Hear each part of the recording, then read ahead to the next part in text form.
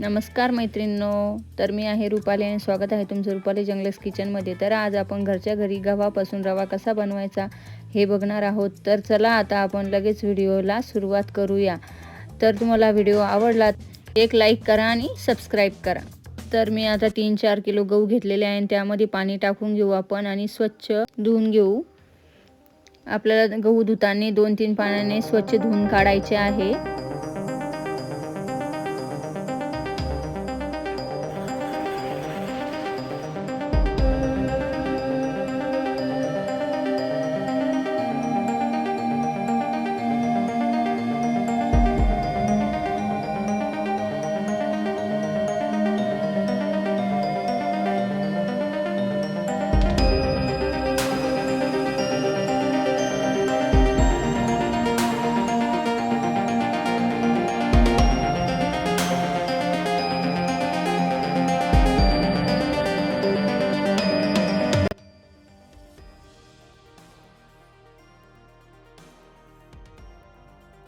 गहू आता आपले 2-3 पाण्याने धुवून झालेले आहे। तर अशा प्रकारे आता आपण पाणी निथरण्यासाठी गहू टोपलीत टाकून घेऊया। पाणी पूर्णपणे आपलं निथरून घ्यायचं आहे।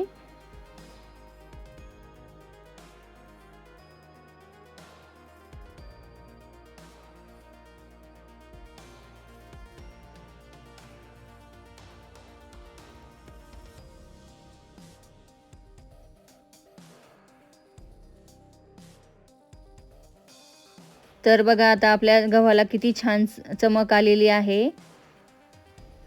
आणि याने काय होतं माहिती का, रवाही खूप छान येतो। हे बघा आता आपण टोपलीतून पाणी पूर्ण निथरून घेतलेलं आहे। आता हे आपण असे स्वच्छ धुवून घेतलेले आहे आणि मी हे टोपली त्याच्यासाठी टाकलेलं आहे, याचं पाणी पूर्ण निथरून गेलं पाहिजे खाली, त्यासाठी मी हे टोपलीत टाकून घेतलेलं आहे। आता आपण एक कॉटनचा कपडा घेतलेला आहे, तर तो खाली आथरून घेऊया आणि त्यावरती ही गहू वाळवायला टाकूया। फॅनच्या हवेमध्येच गव्हाला वाळवून घ्यायचं पूर्ण। हे बघा अशा प्रकारे। तर याला आता आपल्याला पसरट पांगवायचं आहे आणि एक एक दाणा आपला चांगला सुकला पाहिजे। फॅनच्या हवेखाली त्याला आपल्याला सुकवायचं आहे। हे बघा अशा प्रकारे मी जशी प्रोसेस करून दाखवते आहे तुम्हाला, तसंच तुम्हीही करा, कारण जेणेकरून रवा खूप छान येईल आणि तो रवा आपल्या श्रावणमध्ये खूप छान असा प्रसाद बनवायला कामा येतो, कारण घरचाच रवा असतो, खायलाही खूप सुगंधित लागतो, खाताना त्याची चव खूप भारी लागते। तर हे बघा मी असं पसरट करून वाळू घालत आहे याला, आणि हे वाळू घातले की याला 3-4 तास वाळू द्यायचं। तर आता आपली ही प्रोसिजर खूप छान असणार आहे, तर तुम्ही व्हिडिओ नक्की शेवटपर्यंत बघा।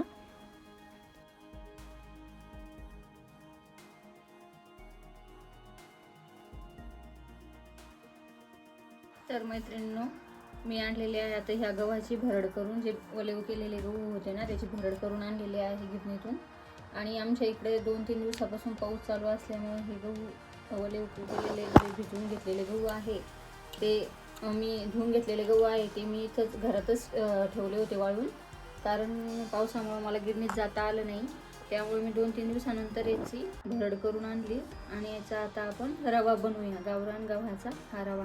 बघा तर मी आता याला असं पिठाच्या चाळणीनं चाळून घेत आहे। हे बघा असं याला पिठाच्या चाळणीनं चाळून घ्यायचं।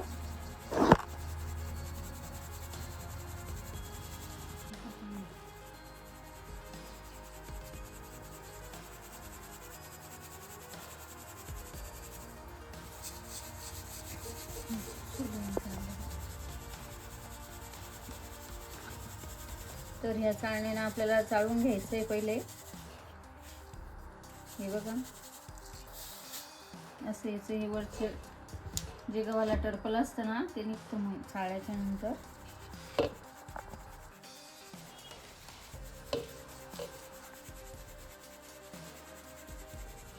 हे पूर्ण पीठ आपल्याला चाळून घ्यायचं आहे।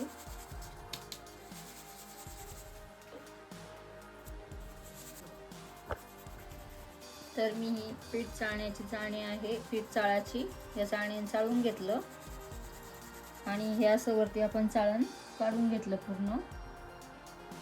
आणि नंतर आता पुन्हा दुसरी सोजीची चाळणीने मी चाळून घेणार आहे. हे याच्यामध्ये आपला रवा निघणार आहे आणि पीठही निघणार आहे. तर हे मी सोजीची चाळणी, आणि तुमच्याकडे कपडा असेल चांगला ना तर कपडा पण चालतो, याला सुती कापड असेल तर त्यानेही चालतो.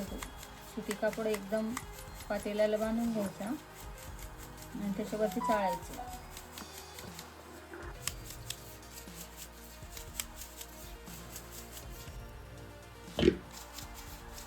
तर आता आपण पुढची प्रोसेस करूया. तुमच्याकडे चाळणी असेल सोजेची तरी चालती, एकदम बारीक चाळणी असते बघा सोजेची, ती जर असली ना तुमच्याकडं तरी चालेल. आमच्याकडे नाही ती चाळणी,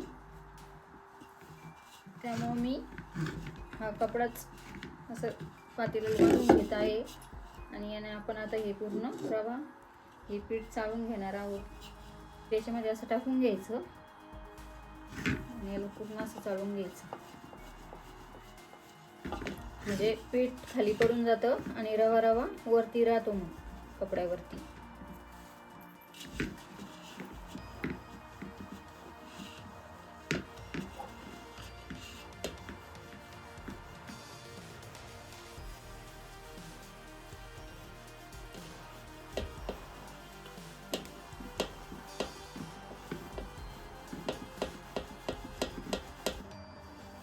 काही जास्त पण मेहनत नाही याला आणि कमी पण नाही, मीडियम आहे, पण खायला एकदम चविष्ट लागतो. हा दुकानातल्या रव्यापेक्षा हा रवा खूप छान लागतो खायला.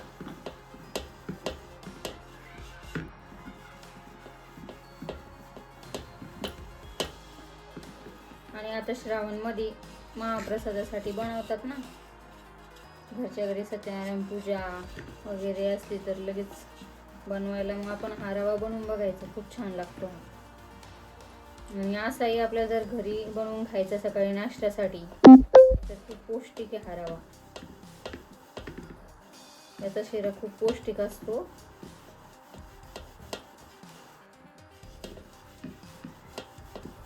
हे बघा असा आपला रवा निघत आहे. तर याला आपल्याला आणखी पुढं एक प्रोसेस करायची आहे, याची प्रोसिजर आहे आणखी पुढं, पण ती तुम्हाला दाखवते मी.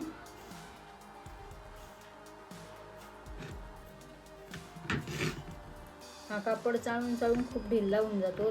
पुन्हा याला पॅक करायचं, नाहीतर मग जमत असलं तर लगेच आपण असं वेगळ्या पद्धतीने बनवून घेऊ.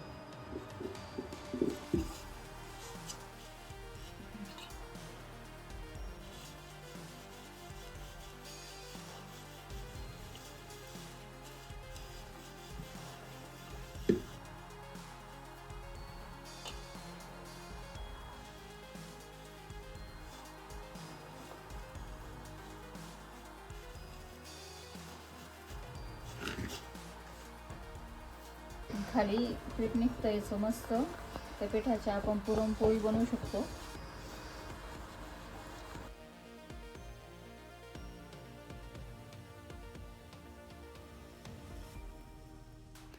तर आता आपल्याला तिसरी स्टेप करायची आहे, ती म्हणजे आपल्याला फॅनच्या हवेसमोर रवा पूर्ण उपणून घ्यायचा आहे, जेणेकरून रव्यामध्ये ताम आलेली आहे ती पूर्ण हवेनं समोर उडून जाईल आणि आपला रवा एकदम छान असा तयार होईल.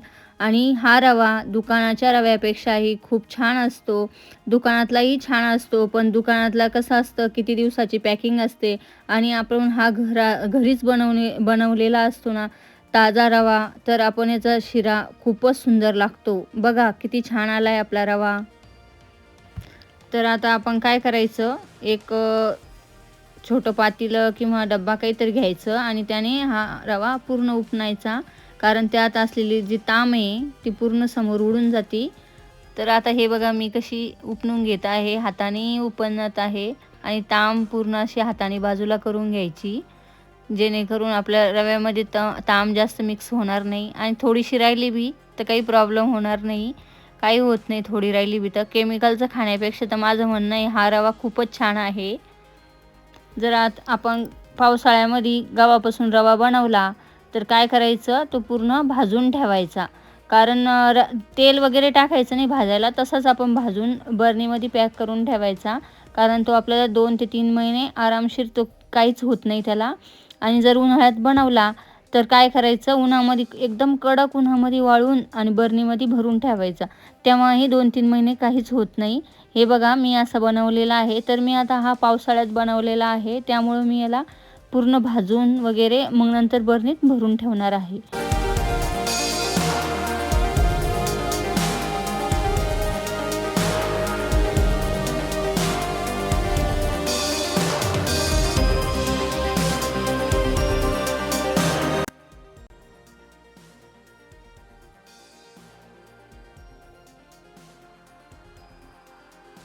तर बघा मैत्रिणींनो, आपला किती छान असा रवा तयार झालेला आहे. मला तर हा रवा खूपच आवडतो आणि तुम्हीही असा रवा नक्कीच बनवून बघा. जर मैत्रिणींनो तुम्हाला जर रवा कसा बनवायचा ही संपूर्ण माहिती कळाली असेल तर व्हिडिओला तुम्ही लाईक करा आणि चॅनलवर नवीन असाल तर सबस्क्राईब करा. तर मैत्रिणींनो, ह्या रव्यापासून आपल्याला शिरा कसा बनवायचा, तोही मऊ आणि लुसलुशीत, आणि श्रावणमध्ये खूप छान असा प्रसादही कसा बनवायचा हे मी पुढच्या व्हिडिओमध्ये नक्कीच घेऊन येणार आहे. तर तुम्ही चॅनलवरती नवीन असाल तर सबस्क्राईब करा. भेटूया पुढच्या व्हिडिओमध्ये. श्री स्वामी समर्थ.